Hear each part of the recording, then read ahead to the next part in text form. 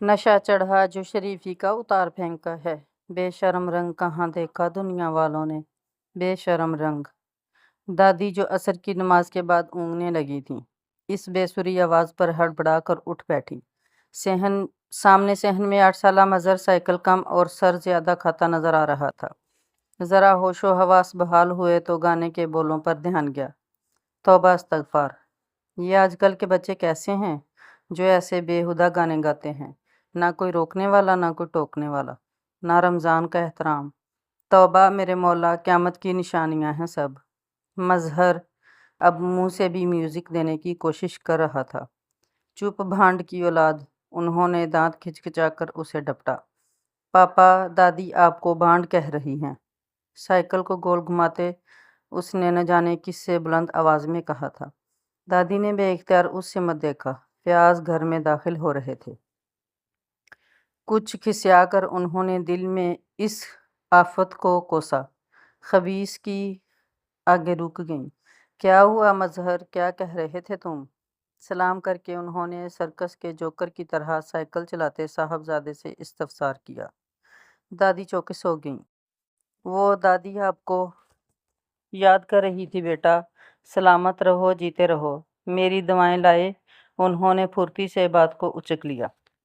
इधर मज़हर ने कुछ कहने के लिए मुंह खोला, मगर बेध्यानी में साइकिल लड़खड़ाई तो जल्दी से साइकिल को संभालने लगा। जी खाला भी लाया हूँ। रोज़ा तो नहीं रखा आपने फिर से? वो उनकी फिक्रमंदी पर लापरवाही से बोली।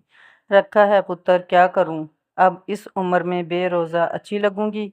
ये वो वाहिद ज़िद थी जो 1000 बार समझाने के बावजूद नहीं छूटी थी।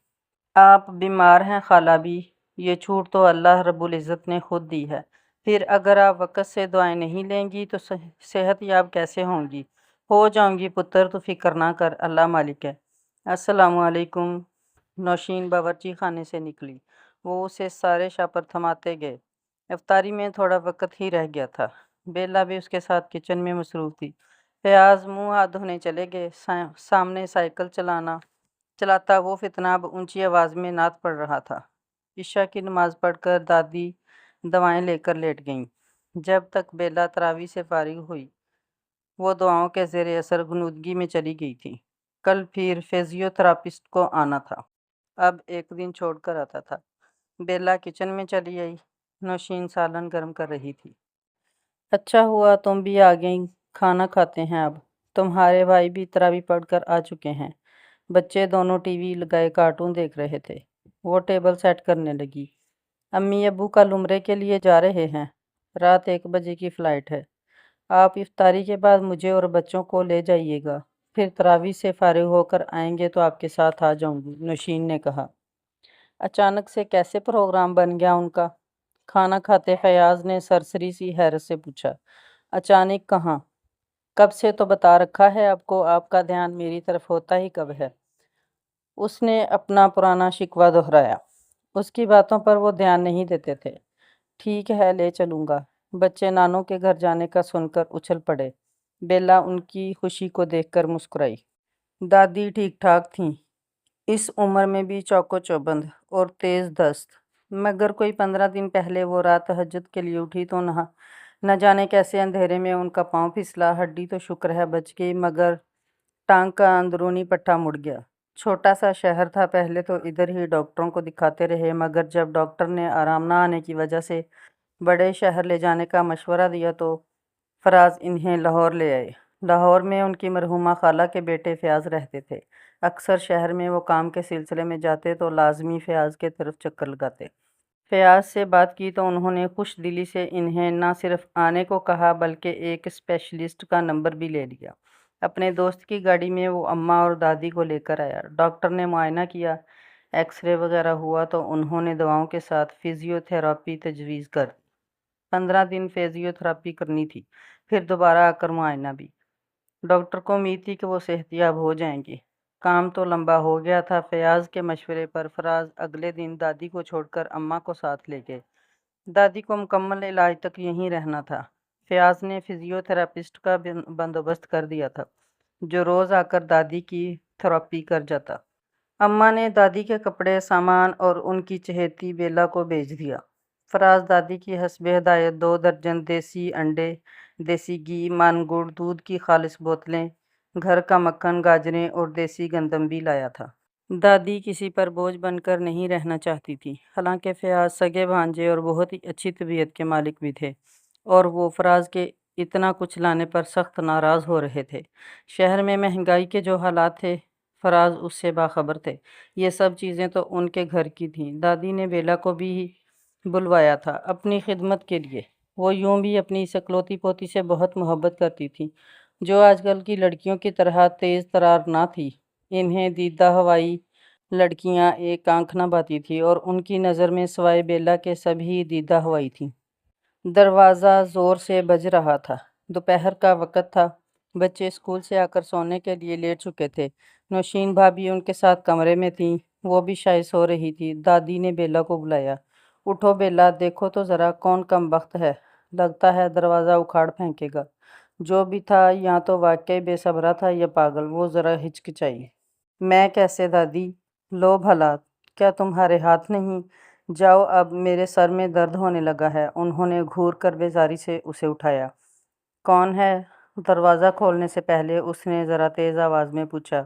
مردم شماری والے، دروازہ کھولیے۔ قدرے روبدار آواز آئی تھی۔ اسے کچھ حیرت ہوئی۔ مردم شماری والے اس وقت اس مہینے کہاں سے آ گئے؟ گھر میں تو اس وقت مرد نہیں ہیں۔ مردم شماری کا مطلب صرف مرد شمار کرنا نہیں ہوتا، اس میں معزز خواتین بھی شامل ہوتی ہیں۔ محترمہ بڑے تحمل سے یقین دلایا گیا۔ اچھا ٹھہریے۔ اس نے قدرے ہچکچاہٹ سے دروازہ ذرا سا کھولا، مگر وہ جو بھی تھا، اس نے فراخ دلی سے سارا گیٹ چوپٹ کر دیا۔ جی تو آپ کس پنڈ سے ہیں؟ اچانک سوال ہوا تھا، وہ بھونچکا رہ گئی۔ جی چک نمبر 27۔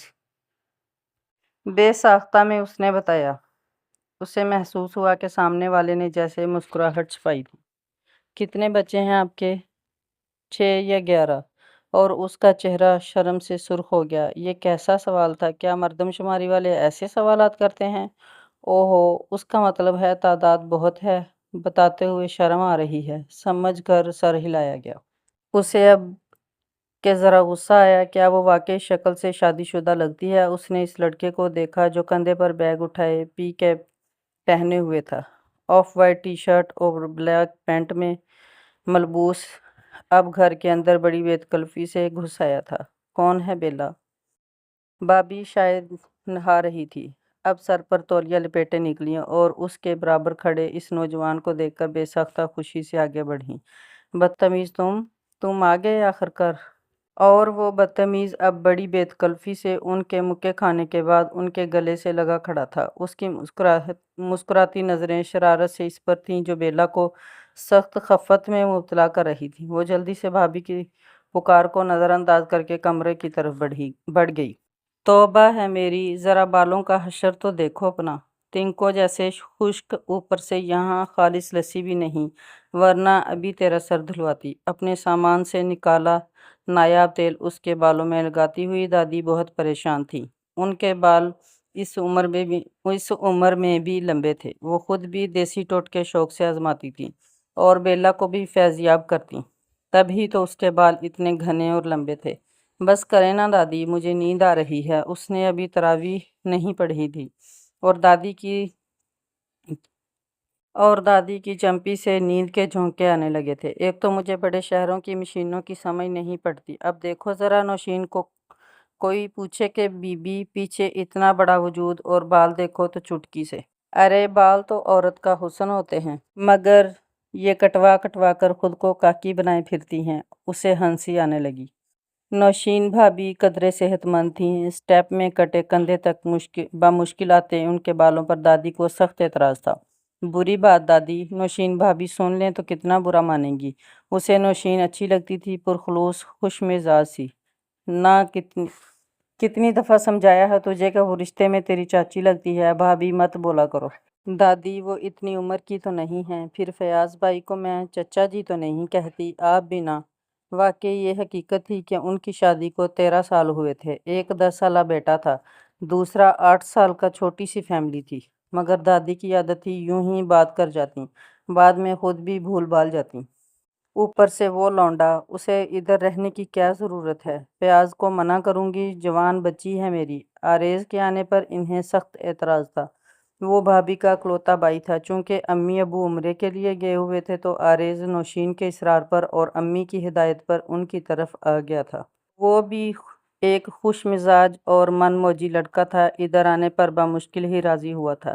دادی کو وہ ایک نمبر کا شوخا لگا تھا۔ سوائے سارا دن انہوں نے بیلا کو اپنے پاس سے ہلنے بھی نہیں دیا۔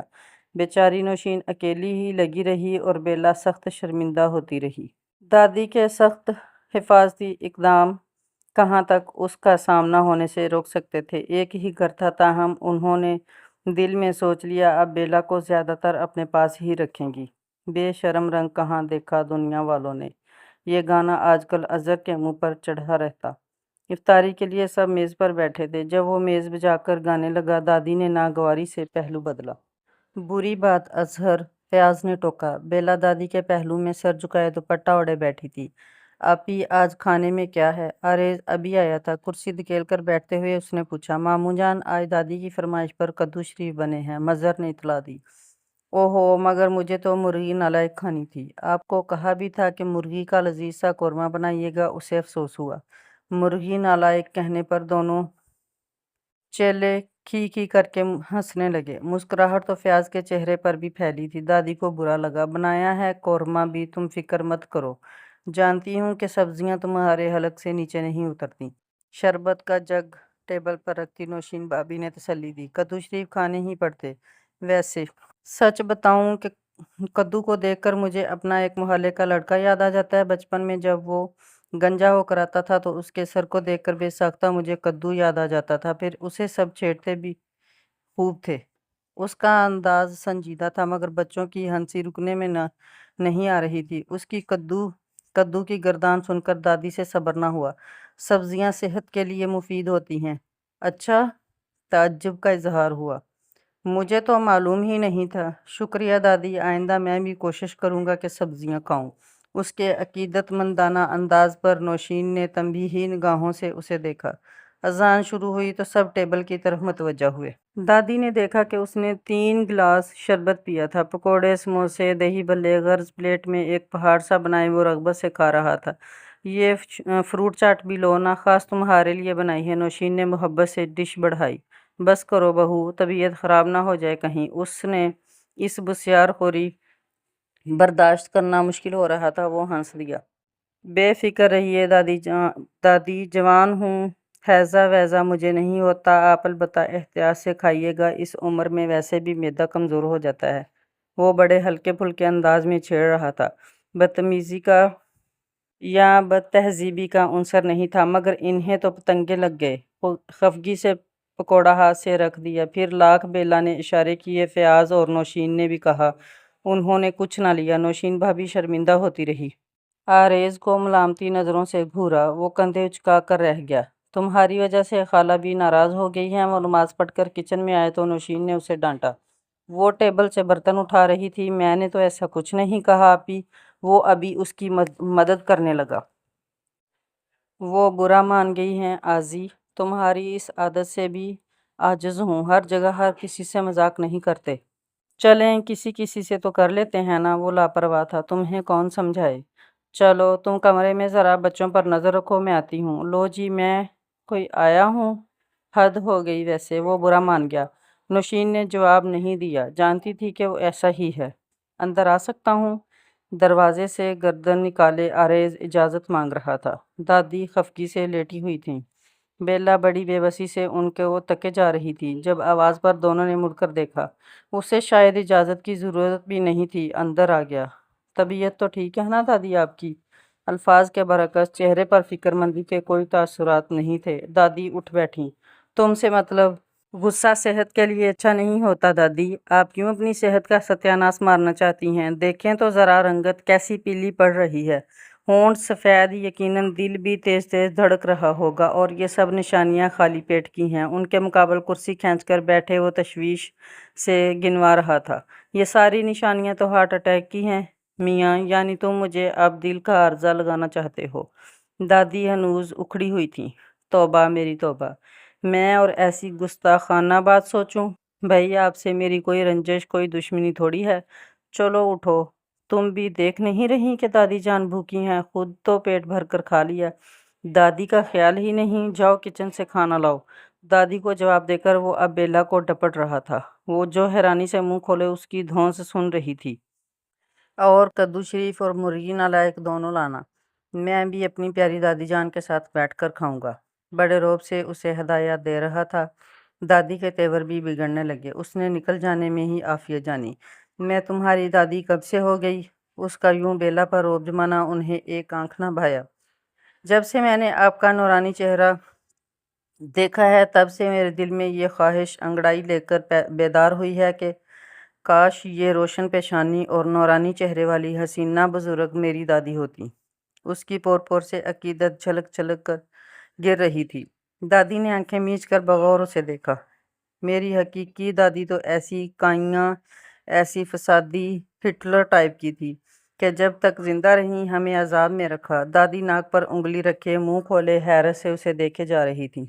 इस लड़के की ज़ुबान थी कि तेज़गां मरहुमा दादी के लिए ऐसे गुस्ताखाना ख्यालात रखता था। सख्त अफसोस हुआ, बड़ी दिलसोजी से समझाया, ना बेटा ये तो गुनाह है। मुर्दों के पीछे ऐसे उनकी ऐबजोई करने से सख्त मना फरमाया गया है, तौबा करो। आरेज उनकी फैलती आंखों और सदमे से बेहाल चेहरे को देखकर मुस्कुराहट दबा रहा था। मगर उन्होंने भी तो हमेशा दूसरों की बुराइयां की थी, क्या वो ठीक था? उनके अमाल उनके साथ गए, वो जाने तुम क्यों उनकी बुराइयां करके अपनी आकबत खराब करते हो। कह तो आप ठीक ही रही हैं। वैसे अब देखें ना, आप भी तो हैं। जब से आया हूँ आप ही ने आपकी तारीफें कर कर के कान पका। मतलब है मुझे इतना मुश्ताक बना दिया है कि दिल चाहता है कि आपका मुरीद बन जाऊं। इल्तमास है कि मुझ गुनहगार को भी अपनी दुआओं में शामिल रखिएगा। ए नेक दिल दादी। उसकी तारीफ पर वो ज़रा नरम पड़ गई। बेला ट्रे सजाए आ गई। उसने फौरन ट्रे थाम ली, फिर नाकदाना नज़रों से जायज़ा लिया। दोनों सालन और रायता। आपा क्या खुशबू आ रही है, मगर इसमें पकोड़े फ्रूट चाट नहीं है। मुड़कर डपटा, नहायत कम अकल लड़की हो।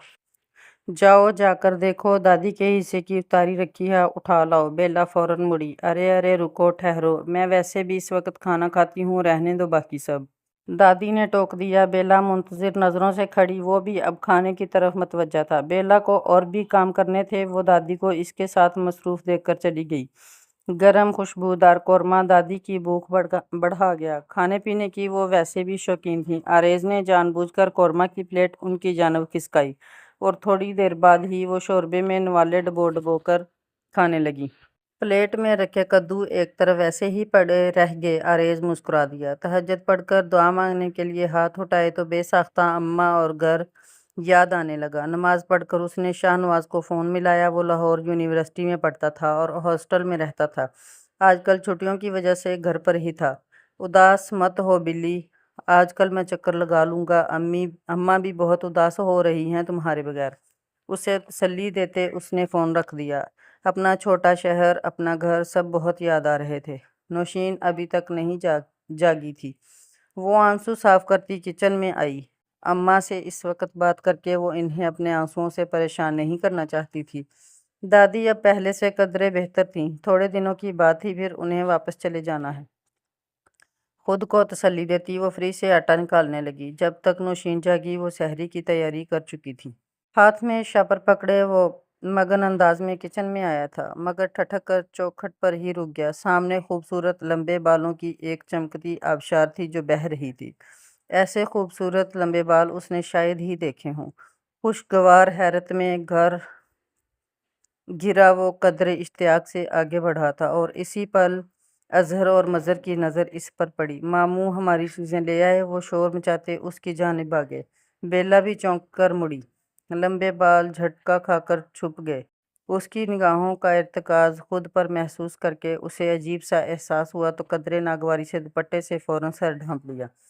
बच्चे कब सामान झपट कर भागे उसे पता ही न चला। आध फटा शापर उसके हाथ में रह गया। इस रात नौशीन के कमरे में उसका बेड पर औंधा लेटा वो कह रहा था, आपी बेला के बाल कितने लंबे और खूबसूरत हैं। नौशीन फयाज भाई का सूट इस्त्री कर रही थी। तुमने कहाँ से देख लिए? बस देख लिए, वो ख्यालों में खोया खोया बोला। आज फयाज के फ्रेंड्स की तरफ इफ्तार पार्टी थी, वो वहीं थे। वैसे एक बात तो बताएं, बेला के बाल इतने लंबे कैसे हैं? आपके तो बिल्कुल ही चुईया की दुम के जितने हैं। ये उसकी सुई लगता था उसके बालों में ही अटक कर रह गई थी। नौशीन ने मुड़कर मशकूक नज़रों से भाई को देखा। इस जैसा लाउबाली मन मौजी सा लड़का कभी भूल भी संजीदा नहीं हुआ था। लगता है उसके बाल कुछ ज्यादा ही तुम्हारे हवासों पर छा गए हैं। और हाँ, तुम्हारी हिम्मत कैसे हुई मेरे बालों को चुईया की दुम से तशबीह देने की? याद आया तो बुरा डपटा। वो तकिया सीने पर रखकर सीधा हो गया। जी हाँ, क्या कह सकते हैं, आपका अपना तजर्बा जो है। उसका इशारा समझकर सर झटकती फखर से मुस्कुराई। फयाज ऐसे नहीं हैं, वो बहुत शरीफुन नफ्स इंसान हैं। तो क्या मेरी तस्वीरें थाने में लगी हैं? आपी, आप अपने भाई के लिए ऐसे ख्यालात रखती हैं? वाकई सच कहते हैं लोग, शादी के बाद बहनें बदल जाती हैं। वो अफसोस से सर हिलाते सदमे से निढाल सा हो गया। नौशीन ऐसी अदाकारी की आदी थी, खातर में ना लाई। मैं तो आपको अपनी सहेली समझकर सिर्फ एक बात कह रहा था। वो बाकायदा नाराज़ हो गया। अच्छा, और शॉपिंग के लिए अगर मैं तुम्हें अपनी बहन समझकर जो साथ ले चलती हूँ, तब तो जनाब का मुंह सूज जाता है। सौ सौ नखरे किए जाते हैं। वो किस खाते में है? तो और क्या कहूँ? राफजिल की चोटी कहने से तो रहा। उसने मुंह बनाया। नौशीन ने मुड़कर उसे घूरा। देखो आरेज, बेला बहुत सादा बाहया लड़की है। तुमने खुद भी देखा है कि वो कैसे सिमट कर खुद को ढांप कर रखती है। फयाज उसे बेटियों की तरह समझते हैं। यहाँ वो हमारी मेहमान भी है और इज्जत भी। खबरदार जो कभी उल्टी सीधी। अरे वाह, बस भी करें। मैं आपको क्या ऐसा लोफर लफंगा लड़का लगता हूँ, फ्लर्ट किस्म का? उनकी बात मुकम्मल होने से पहले वो तेजी से बोला। सारे ही मर्द ऐसे होते हैं। हैंगर वार्डरोब में लटकाती वो इत्मीनान से बोली। लगता था वो भी आज सारे हिसाब बेबाक करने के मूड में थी। बड़ी ही एहसान फरामोश हैं आप। भूल गईं, हर बार आपकी खिदमत में गाड़ी लेकर हाजिर होता हूँ, बहनों की तरह मशवरे देता हूँ।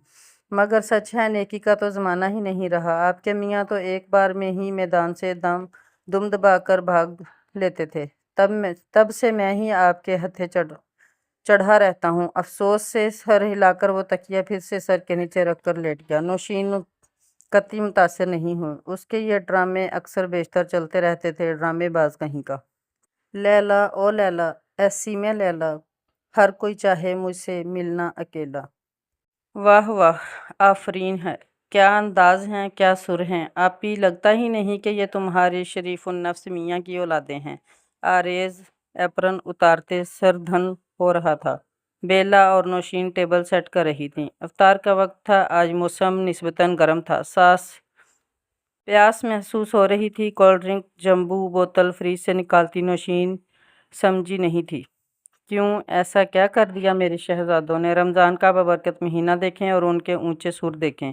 अब जबकि शैतान भी कैद में डाल दिए जाते हैं, मगर उनके तो सर पर चढ़कर नाच रहे हैं गोया। वो आज पिज़्ज़ा बेक कर रहा था, इसीलिए किचन में था, और इसकी वजह से दादी ने किचन के ऐन सामने डेरा जमा रखा था। तस्बीह पढ़ते पढ़ते वो अंदर भी झांक मार लेती। गो के आरेज ने अब तक कोई ऐसी छिछोरी हरकत तो नहीं की थी, मगर उनके हिफाजती इक़दामात और हसार कमज़ोर नहीं हुए थे। आपकी इत्तला के लिए अर्ज़ है, बड़े शयातीन कैद किए जाते हैं, छोटे नहीं। अच्छा, समझ गया। तब ही ये उसने गोया समझ कर सर हिलाया। आपी ने तो बस अपनी मालूमात झाड़ी थी, मगर आरेज के बेसाख्ता अंदाज पर बेला के चेहरे पर फैलती मुस्कुराहट देखी तो समझने में देर नहीं लगी। बड़े ही खबीस हो तुम। खबरदार जो मेरे मासूम से बच्चों को शैतान से मिलाया तो। वो खिस्यानी होकर उसे डांटने लगी। मुझे मिलाने की ज़रूरत भी क्या है, वो तो खुद बसद शौक मिलते रहते हैं। क्यों आंसा बेला? बेला मुखातब किए जाने पर गड़बड़ाई। दादी भी बेला के नाम की गर्दान पर चौंकती चुकनी हुई। हैं, क्या कह रहे हैं? ज़रा तेज़ बोलो। और रेज ने मुस्कुराते हुए ओवन बंद कर दिया। पिज़्ज़ा रेडी था। मैं कह रहा था दादी कि बेला भी पिज़्ज़ा बनाना सीख ले, मुस्तकबिल में काम आ सकता है। उनकी बेचैनी महसूस करते उसने बुलंद आवाज़ में कहा। वो सर झटकते बोली, भैया हम नहीं खाते ये अंग्रेज़ी खाने, ना ही हमारी बच्ची को सीखने की ज़रूरत है। ये हलवाइयों वाले काम। बेकिंग उनके नज़दीक हलवाई वाला काम था, तो पिज़्ज़ा अंग्रेज़ी खाना। اٹالین دادی، یہ اٹالین فوڈ ہے، اس نے تصحیح کی۔ جو بھی ہے تو فرنگیوں کا۔ اور جب افطاری کے وقت وہ فرنگی کھانا کیچپ لگا کر مزے سے کھا رہی تھیں تو آریز سے مسکراہٹ روکنا مشکل ہو رہا تھا۔ بیلا سمجھ کر شرمندہ شرمندہ سی بیٹھی تھی۔ سبھی تعریفیں کر رہے تھے اور وہ سر ہلا ہلا کر وصول کرتا رہا۔ کون یقین کر سکتا تھا کہ MBA کرنے کے بعد باپ کا آفس سنبھال رہا تھا۔ وہ ہر فن میں طاق تھا اور ہر خانے میں فٹ بزم خود۔ اس بابرکت مہینے کی ہر ساعت سے فیض قسمت والے ہی اٹھاتے ہیں۔ بیلا کی دیکھا دیکھی نوشین بھی اب تراویح پڑھ لیتی تھی۔ وہ دادی کو سنبھالنے کے ساتھ نوشین کی مدد بھی کرتی۔ سچ تھا کہ اس کے آنے سے نوشین کو کتنی سہولت ہو گئی تھی۔ صفائی کے لیے کام والی آتی تھی، وہ 2 گھنٹوں میں اپنا کام نپٹا کر چلی جاتی۔ بیلا نے پکانے کی تقریباً ساری ذمہ داری اٹھا رکھی تھی اور یہ سچ تھا کہ اس کے ہاتھ میں لذت بھی بہت تھی۔ بیلا اپنی تسبیحات، نوافل اور قرآن کی تلاوت کو بھی مکمل وقت دیتی۔ نوشین اسے دیکھ کر حیران بھی ہوتی اور شرمندہ بھی۔ وہ تو مارے باندھے صرف ایک قرآن پاک بھی ختم کر لے تو بڑی بات تھی۔ BA میں پڑھتی چھوٹے شہر کی یہ لڑکی ہر رنگ میں نمایاں تھی، ہر انداز میں خوبصورت اور اپنی خوبیوں سے بے پرواہ۔ اس لڑکی کو وہ ایک نئے روپ میں، ایک نئے رشتے میں دیکھنے تھی۔ آریز کی اس دلچسپی وہ محسوس کر رہی تھی، مگر متذبذب تھی کہ اپنے بھائی کی من موجی طبیعت سے اچھی طرح واقف تھی۔ نہ جانے وہ ایسا سوچتا بھی ہے یا نہیں۔ خیر بات کرنے میں کیا حرج تھا، وہ آریز سے بات ضرور کرے گی۔ اس نے دل میں ارادہ باندھا، بس مناسب موقع کا انتظار تھا۔ قہقہوں کی آواز پر اس نے حیرت سے برآمدے کی طرف دیکھا۔ آریز اور شاہ نواز دونوں نہ جانے کس بات پر یوں ہنس رہے تھے۔ لڑکے اتنی جلدی دوست کیسے بنا لیتے ہیں، حیرانی سے سوچتی وہ بیسن گھولنے لگی۔ وہ خود بہت شرمیلی اور کم گو تھی۔ پہلی ملاقات میں کسی سے یوں فری ہونا اس کے بس کی بات نہیں تھی۔ شاہ نواز دوپہر کے بعد آیا تھا۔ اماں نے اس کے لیے کتنی چیزیں بھجوائی تھیں اور پیسے بھی کہ وہ عید کی خریداری شہر سے ہی کر لے۔ نوشین نے اسے روک لیا کہ افطاری کر کے جائے۔ دادی بھی اپنے خوبرو جوان پوتے کو دیکھ دیکھ کر خوش ہو رہی تھیں۔ بھابھی ہماری بلی کو اچھی سی شاپنگ کروا دیں گی نا؟ وہ بلی کہنے پر جھنپ گئی۔ ہاں ہاں کیوں نہیں، وہ فوراً خوش دلی سے بولی۔ آریز نے اس کے سرخ چہرے کو دلچسپی سے دیکھا۔ بھائی بیلا نے تو ہمیں بہت سکھ دیا ہے، ورنہ اپنی بیگم کے ہاتھ کے ابلے اور پھیکے کھانے کھا کھا کر ہم نے تو خود کو مریض ہی تصور کر لیا تھا۔ فیاض نے نوشین کو چھیڑا تھا۔ وہ برا ماننے کے بجائے تائید کرنے لگی۔ یہ تو ہے، بیلا ماشاءاللہ سے ہر کام میں طاق ہے، مزاج کی بھی بہت اچھی ہے۔ میں تو اسے دیکھ کر اکثر حیران ہوتی ہوں کہ آج کل کے دور میں ایسی لڑکیاں بھی ہوتی ہیں۔ وہ سب یوں اس کی ذات کو موضوع گفتگو بنائے ہوئے تھے۔ اسے شرمندگی سی ہونے لگی۔ دادی کو خوشی ہو رہی تھی۔ ان کی پوتی کی تربیت و کردار کی تعریف ان کی محنت کی وصولی تھی۔ شاہ نواز نے اپنی شرمیلی بہن کو مسکرا کر دیکھا۔ واقعی بھابھی، یہ جتنی اچھی ہے اتنی احمق بھی۔ اب وہ اس کی حماقتوں کے چند واقعہ سنا رہا تھا۔ اس کا چہرہ سرخ ہو گیا۔ سب دلچسپی سے سن اور ہنسی جا رہے تھے۔ دادی بھی مسکرائے جا رہی تھی اور بیلا اس کا بس نہیں چل رہا تھا کہ جادو کے زور سے غائب ہو جائے۔ نوشین کا پروگرام افطاری کے بعد شاپنگ پر جانے کا تھا۔ اس نے بیلا کو بھی تیار رہنے کے لیے کہہ دیا۔ وہ متذبذب تھی۔ بھابھی، دادی کیا کریں گی؟ آپ ایسا کریں نا کہ میرے لیے آپ ہی خریداری کر لائیں۔ اس کا ارادہ جانے کا نہیں تھا، سو عذر تراش پیش کر دیا۔ نہیں بھئی، تم ساتھ چلو، سچ کتنا مزہ آئے گا، آرام سے خریداری کریں گے۔ اور رہ گیا خالہ بی کا مسئلہ، فیاض گھر پر ہی رہیں گے۔ بچوں اور خالہ بی کا خیال وہ ایک دن کے لیے بخوشی رکھ لیں گے۔ وہ سارا پلان کر کے بیٹھی تھی۔ مگر بھابھی، اگر مگر نہیں، خالہ بی سے میں نے بات کر لی ہے، انہیں کوئی مسئلہ نہیں۔ اور سچ بتاؤں بیلا، تم مجھے چھوٹی بہنوں کی طرح عزیز ہو۔ مجھے ہمیشہ حسرت رہی کہ میری بھی کوئی بہن ہوتی۔ ہمیشہ میں اکیلی خریداری کرنے جاتی ہوں، اگر کوئی بہن ہوتی تو اس کے ساتھ خریداری کرنے میں کتنا مزہ آتا۔ اب تم آئی ہو تو میری خواہش پوری نہیں کرو گی؟ اس کا مان بھرا انداز دیکھ کر وہ راضی ہوگی۔ چلیں جان چھوٹی میری، ورنہ ہر سال ان کی بہن کا رول پلے کرنے میں سچ مچ مجھے کتنی شرمندگی اٹھانی پڑتی ہے۔ بس صرف ایک دوپٹہ اوڑھنے کی کسر باقی رہتی، ورنہ ہر دکان پر ان کے شانہ بشانہ چلتے وقت تو میں مشکوک ہی ہو جاتا ہوں کہ میں لڑکا ہوں یا کوئی چھوٹی موٹی سی حسینہ۔ اندر آتے آریز نے شکر کا کلمہ پڑھا۔ نوشین نے مسکراتے ہوئے گھورا۔ کیوں، ایسا کون سا پہاڑ توڑتے ہو تم؟ بس ہر دکان پر تو آپ رک جاتی ہیں، خریداری کرنی ہو یا نہیں۔ بیچارے دکاندار سے سارے تھان لازمی کھلوانے ہیں، پھر آپ کی بحث، آپ کے بھاؤ تاؤ کے چکر میں اکثر سحری کے بغیر روزہ رکھنا پڑتا ہے۔ بھابھی اتنا ٹائم لیتی ہیں؟ بیلا تو سن کر پریشان ہوگی۔ نوشین نے اس کے چہرے کو دیکھ کر تسلی دی۔ یہ ایویں فضول بول رہا ہے، ایسا کچھ نہیں ہوتا، آج خود دیکھ لینا تم۔ رات میں سورج نظر نہ آیا تو نام بدل دینا۔ لاپرواہی سے کندھے اچکا کر کہتا وہ سنجیدہ تھا۔ کیوں بیٹا جی، آپ خود دیکھ لیجئے گا نا، آپ بھی تو چل رہے ہیں۔ نوشین مانی خیز سی مسکرائی۔ کیا؟ میں نہیں آپی پلیز، آج تو آپ کو واقعی ایک عدد اصلی بہن میسر آ گئی ہے، اس دفعہ تو مجھے بخش دیں وہ مصنوعی کراہا۔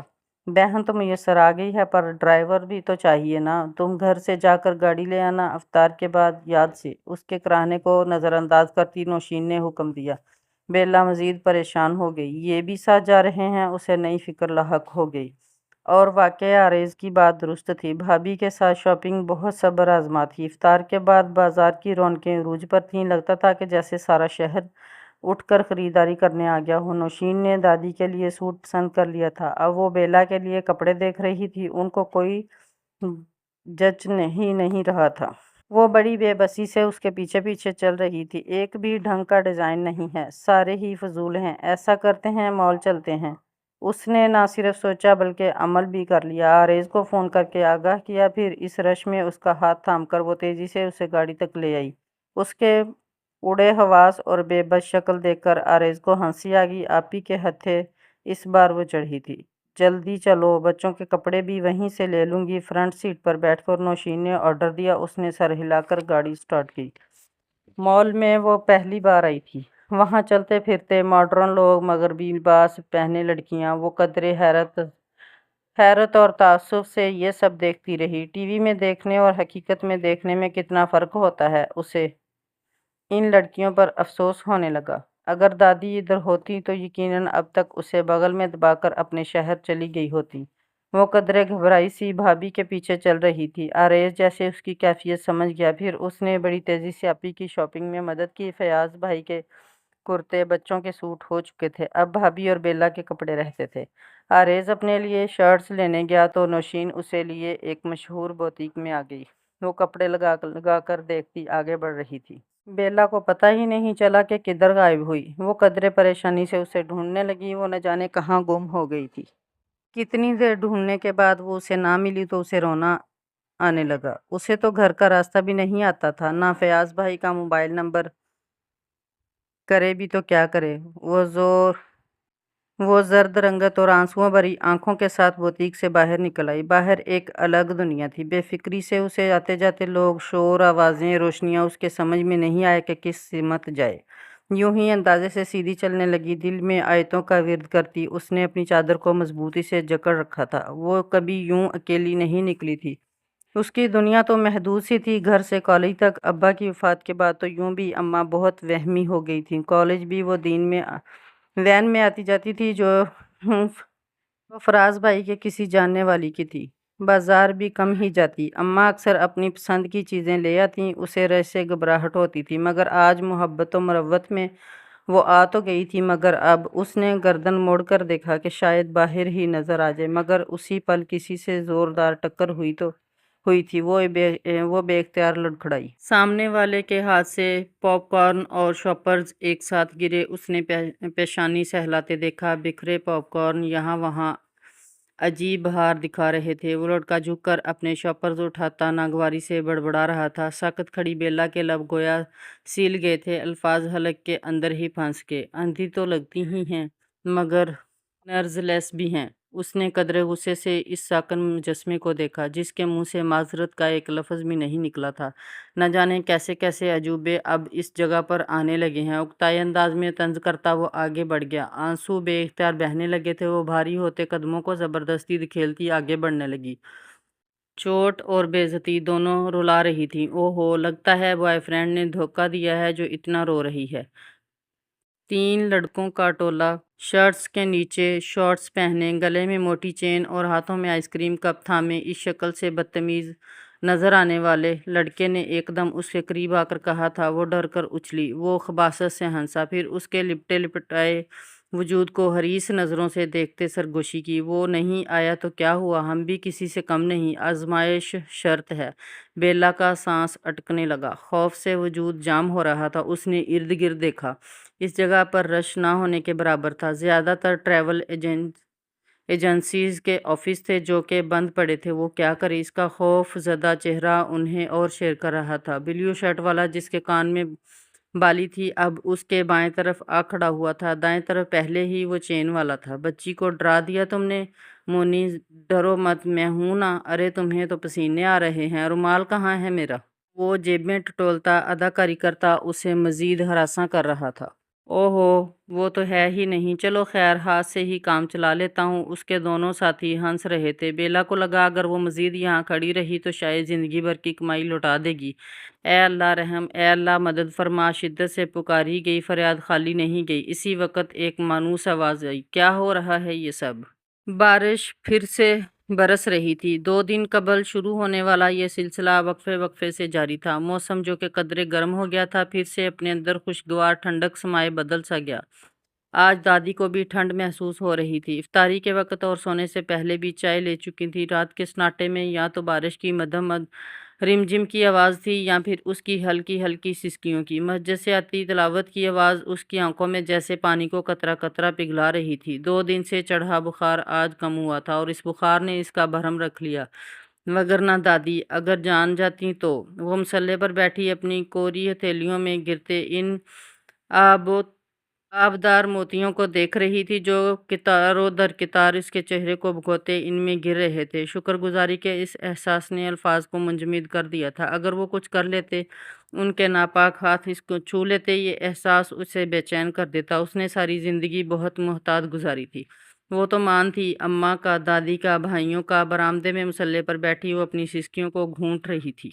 اور کمرے کی کھڑکی میں کھڑا آریز یوسف دکھ سے اس اچھی لڑکی کو دیکھ رہا تھا۔ اس دن اگر وہ وقت پر نہ پہنچ پاتے تو وہ شاید زندگی بھر خود کو معاف نہ کر پاتا۔ آپی کی کال پر وہ پریشان ہو گیا تھا۔ وہ کیسے گم ہو سکتی ہے انجان شہر میں، انجانی جگہ پر ان کو کھوج نہیں سکتی تھی۔ اس نے نوشین کی بات سنی تو جلدی سے سب چھوڑ کر ان تک جا پہنچا۔ خود گھبرائی ہوئی تھی، وہ تو صرف ٹرائل روم میں سوٹ چیک کرنے گئی تھی۔ اسے کیا پتا تھا کہ پیچھے سے وہ غائب ہو جائے گی۔ پاگلوں کی طرح اسے ڈھونڈتے اس کے گمان میں بھی نہ تھا کہ وہ ایسی صورتحال سے دوچار ملے گی۔ ان تینوں کو تو اس نے ٹھیک ٹھاک ٹھکائی کی۔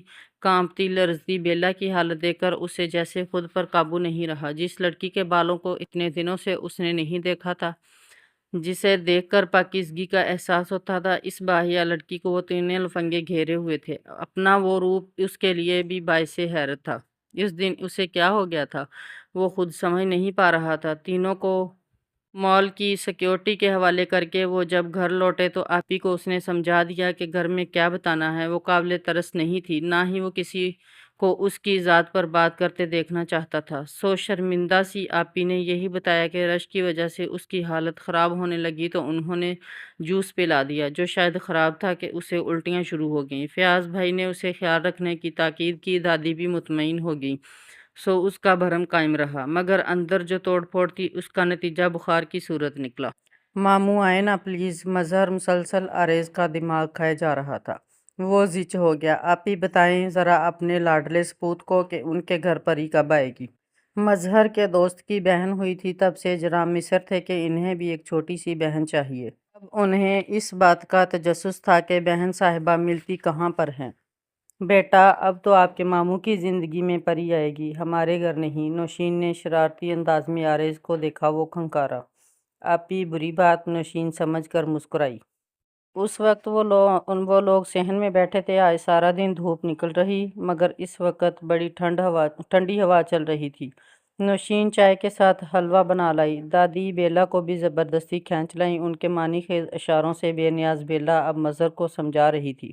اچھا، روز دعا کروں گا تو اللہ تعالیٰ ایک ننھی سی پری بھیج دیں گے۔ اس نے سمجھ کر سر ہلایا۔ مگر آپی وہ آئے گی کیسے، کون لائے گا اسے؟ اسے فکر تھی، اسے ایک پرندہ لائے گا، پھر وہ آپ کی چھت پر چھوڑ کر چلا جائے گا۔ آریز نے دیکھا وہ بڑے پیار سے ان کے سوالوں کے جواب دے رہی تھی، مگر مظہر کے اگلے سوال نے اسے ذرا ٹھٹکا دیا۔ اسے سمجھ میں نہیں آیا کہ کیا جواب دے۔ آریز اس صورت سے لطف اندوز ہو رہا تھا تو دادی انگشت انگشت بداں تھیں جو مزے سے کہہ رہا تھا، آپ غلط کہہ رہی ہیں بیلا آپی، بچے تو ہاسپٹل میں ہوتے ہیں، آپ کیا ڈرامے نہیں دیکھتی؟ وہاں بتاتے ہیں نا کہ… اور اس کا اگلا جملہ جہاں بیلا کا چہرہ شرم سے لال ہو گیا، وہیں نوشین بھابی بھی شرمندگی سے اسے ڈانٹنے لگی۔ آریز کا قہقہہ البتہ بے ساختہ تھا۔ دادی تو مارے صدمے کے منہ کھولے بیٹھی ہی رہ گئیں۔ بچے تھے کہ فتنہ! دادی کی رپورٹس اچھی آئی تھیں، وہ لوگ اب گھر جا سکتے تھے۔ بیلا یوں بھی ادھر سے جلد جانا چاہ رہی تھی، سو اسی دن واپسی کی رٹ لگا دی۔ فیاض بھائی ناراض بھی ہوئے، وہ چپ تو ہوئی مگر اس شرط پر کہ کل واپسی ہر حال میں ہوگی۔ آپی، آپ نے بات کی بھائی جان سے؟ آریز نے گفٹ پیک کرتی نوشین سے پوچھا۔ کر لی ہے، امی سے بھی بات ہو گئی ہے میری۔ پھر؟ اس کا سوالیہ انداز سمجھی نہیں۔ پھر کیا؟ آپی وہ زچ ہوا۔ آپی نے دادی سے بات کی۔ گفٹ کے گرد ریپر لپیٹ کر اس نے اطمینان سے ٹیپ چپکائی، پھر دانتوں سے اسے کاٹ کر فارغ ہو کر اس کی جانب متوجہ ہوئی۔ تم اتنے اتاولے کیوں ہو رہے ہو آریز؟ آپ اتنی دیر کیوں کر رہی ہیں؟ الٹا سوال ہوا۔ وہ کچھ سوچنے لگی۔ دیکھو آریز، بیلا ہر لحاظ سے اچھی لڑکی ہے، مگر… وہ رک گئی۔ آریز مزید زچ ہوا۔ مگر تم ایک نہایت خبیث لڑکے ہو۔ اس نے بے ساختہ گہرا سانس بھرا۔ نوشین اب ہنس رہی تھی۔ فیاض نے یہ بات خالہ بھی کے کانوں میں ڈال دی ہے، اب ابو امی بھی آنے والے ہیں، پھر باقاعدہ رشتہ لے کر جائیں گے دھوم دھام سے۔ وہ مسکرا دیا۔ ویسے سوچ لو آریز، وہ چھوٹے سے شہر کی لڑکی ہے، کل کو تمہیں ہی اعتراض نہ ہو اس کی سادگی اور حلیے پر۔ نوشین نے سنجیدگی سے کہا، اسے بیلا واقعی عزیز تھی۔ میں نے محبت اسی وجہ سے تو کی ہے آپی، جو حیا، جو پاکیزگی اس میں ہے، وہی تو اس کا اصل حسن ہے۔ پھر میں نہیں چاہتا کہ ایسی بیوی لاؤں جو کل کو گھر میں آ کر آپ کا داخلہ بھی بند کر دے۔ الٹا ان پر احسان جتایا گیا۔ لو، اگر لاتے تو اسی وقت چٹیا سے پکڑ کر باہر نہ نکال دیتی؟ کم نہ سمجھو مجھے۔ جانتا ہوں، فیاض بھائی کا حال میرے سامنے ہے۔ عقیدت سے کہتا وہ اسے تپا گیا۔ بدتمیز! اس نے تکیہ اٹھا کر دے مارا۔ ہنستے ہوئے اس نے کیچ کر لیا۔ ماں اس کے صدقے جا رہی تھی۔ گھر آ کر لگا جیسے محفوظ پناہ گاہ میں آ گئی ہو، ہر سرد گرم سے محفوظ ہو گئی ہو۔ طاق راتوں میں وہ اماں کے ساتھ مل کر عبادت کرتی تھی، اس بار 2 راتیں گزر چکی تھیں۔ اس کی سکھیاں اس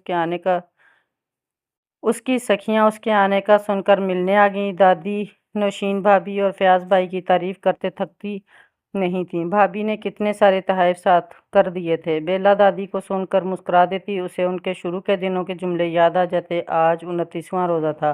اماں کئی بار کہہ چکی تھیں کہ وہ جا کر چوڑیاں لے آئے، وہ ہر بار ٹال جاتی تھی، اماں مصروف تھیں۔ راحیلہ اپنی امی کے ساتھ جا رہی تھی، اس نے دوبارہ جواب بھجوایا، مگر اس کے انکار پر وہ چلی گئی۔ اماں ناراض ہوتی رہیں۔ دادی نے بھی بتھیرا کہا کہ… مگر وہ سستی سے لیٹی رہی۔ بازار کے نام سے اسے وہ واقعہ یاد آ جاتا تھا جو اس کے رونگٹے کھڑے ہو جاتے۔ اماں نہ جانے کس اہتمام میں مصروف تھی۔ اس نے ہاتھ بٹانا چاہا مگر انہوں نے منع کر دیا۔ وہ دادی کے پاس آ گئی۔ محلے سے بچوں کی پرجوش آواز آ رہی تھی۔ سب خوش تھے۔ کل عید متوقع تھی، سو ایک خوشی کا احساس، عیدی ملنے کی آس انہیں پرجوش کر رہی تھی۔ دادی نے اسے جو یوں اجڑے حلیے میں دیکھا تو جلدی سے انڈا اور شہد منگوایا، پھر اس کے نانا کرتے ہوئے ماسک لگوا کر سر کی خوب مالش بھی کی۔ اماں نے کچن سے جھانکا۔ فراز عید کے جوڑے لے آیا تھا، وہ استری کر لو، میرے اور اماں کے بھی جوڑے نکال لینا۔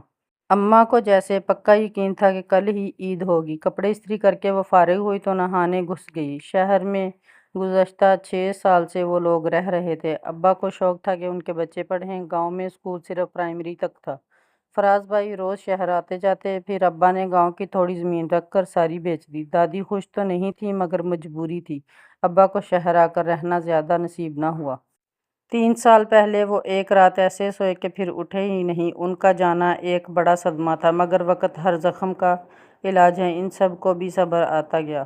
فراز بھائی نے زمین ٹھیکے پر دے رکھی تھی، ایک باغ تھا، وہ بھی ٹھیکے پر تھا۔ دادی نے اس چھوٹے شہر میں بھی اپنا پورا پنڈ سا بنا رکھا تھا۔ گھر کی بھینس تھی، سو دودھ مکھن کی فراوانی تھی۔ مرغیاں بھی رکھیں، مگر اس سال اماں نے ہٹوا دیں۔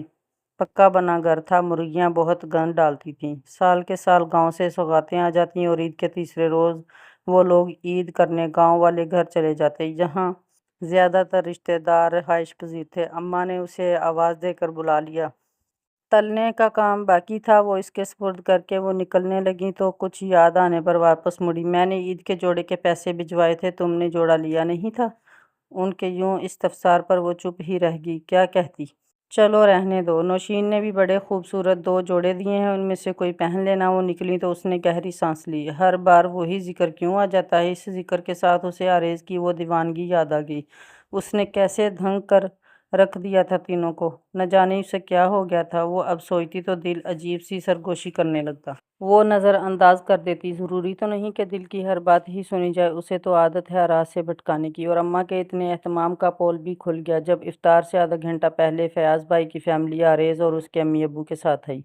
وہ حیرانی سے سب کو دیکھ رہی تھی اور عارض بھی بھرپور مسکراتی نظروں سے اسے دیکھ رہا تھا۔ حیرت میں ڈوبی آنکھیں دیکھتا اسے اس کی وہ آنسو بھری سبھی نگاہیں یاد آ گئیں جسے دیکھ کر وہ دیوانہ وار ان لفنگوں پر جھپٹ پڑا تھا۔ وہ پہلے سے کافی بہتر لگ رہی تھی، چمکتی رنگت میں زردی کم ہو چکی تھی، اور جب نوشین بھابی نے اس کے گلے لگتے شوخی سے اس کے کان میں سرگوشی کی، دیکھو ہم پری کو لینے آ گئے ہیں، تو وہ چونک کر اس کی بات کا مطلب سمجھنے کی کوشش کرتی بے اختیار عارض کو دیکھنے لگی۔ وہ شاہ نواز سے مل رہا تھا، مسکراتا ہوا ویسا ہی تھا جو سمجھ میں آ رہا تھا، پر ذہن دل یقین نہیں کر پا رہے تھے۔ مگر بھابی کی امی کا التفات، اماں کی مسکراہٹ، یہ سب کہہ رہے تھے کہ دل کی سرگوشی سچی تھی۔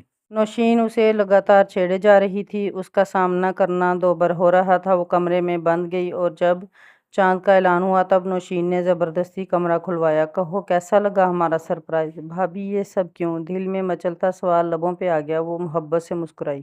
میرا بھائی بہت اچھا ہے بیلا، بہت مخلص، اور اسے تم جیسا خالص ہمسفر چاہیے۔ وہ یہ اظہار چاہتا تو خود بھی کر سکتا تھا، مگر تمہاری حیا نے اسے سمجھا دیا کہ اگر تمہیں پانا ہے تو سیدھا راستہ اپنانا ہوگا۔ تم بہت اچھی ہو اور اچھے لوگوں کو انعام بھی تو ملنا چاہیے نا۔ وہ سر جھکا کر آنسو پینے لگی۔ اس بدنما واقعہ کی ساری کلفت جیسے اترنے لگی۔ اب اور آنسو نہیں بہاؤ گی تم؟ زندگی میں اچھے برے ہر طرح کے واقعات ہوتے ہیں، بہتر ہے جو برا ہوا ہے بھول کر آگے بڑھو، اور یہ چوڑیاں پہن لو۔ یہ جملہ کھڑکی کے راستے سے آیا تھا۔ عارض نے ہاتھ میں پکڑی سنہری خوبصورت چوڑیاں اچھالیں۔ وہ ادھر نہ جانے کب سے کھڑا سن رہا تھا۔ نوشین نے کیچ کیا، پھر اسے گھورا۔ تم ادھر کیا کر رہے ہو؟ میں تو بس اس امید پر کھڑا تھا کہ ابھی یہ محترمہ بھی کوئی خوبصورت بات کہے گی، مگر لگتا ہے ان تلوں میں تیل نہیں، سو میں ہی کہہ دیتا ہوں کہ میرا لایا ہوا جوڑا پہن کر یہ چوڑیاں بھی چڑھا لینا، کیونکہ… وہ رک گیا۔ بیلا کا سر شرم سے جھک کر سینے سے جا لگا، نہ جانے وہ کیا بول دے۔ اس پر میں نے بہت خرچہ کیا ہے۔ جہاں بیلا کا سر اٹھا اور منہ کھلا وہاں اس کا کہکہ اور نوشین بھابی کی کل کرتی ہنسی نے اسے ایک دم احساس دلایا کہ اس کے چہرے پر بکھرے رنگوں کو تو وہ پہلے ہی دیکھ کر اس کے دل کا حال معلوم کر چکا ہے۔ شرم سے گلنار چہرے کے ساتھ وہ مسکراہٹ چھپاتی منہ موڑ گئی۔ چاند رات کی ساری خوبصورتی اس پل اس چھوٹے سے گھر میں اتر آئی تھی۔ عارض جاتے جاتے بھی چھیڑ گیا۔ مظہر کو بتا دیتا ہوں کہ اگلے سال ایک چھوٹی سی پری کی آمد متوقع ہو سکتی ہے، اگر کوئی اعتراض نہ کرے تو۔ نوشین نے گل رنگ چہرے والی بیلا کو گلے لگا لیا۔ وہ سمٹی سی بیٹھی اپنے دھڑکتے دل کو سنبھالنے کی کوشش کر رہی تھی، اور دل تھا کہ سن ہی نہیں رہا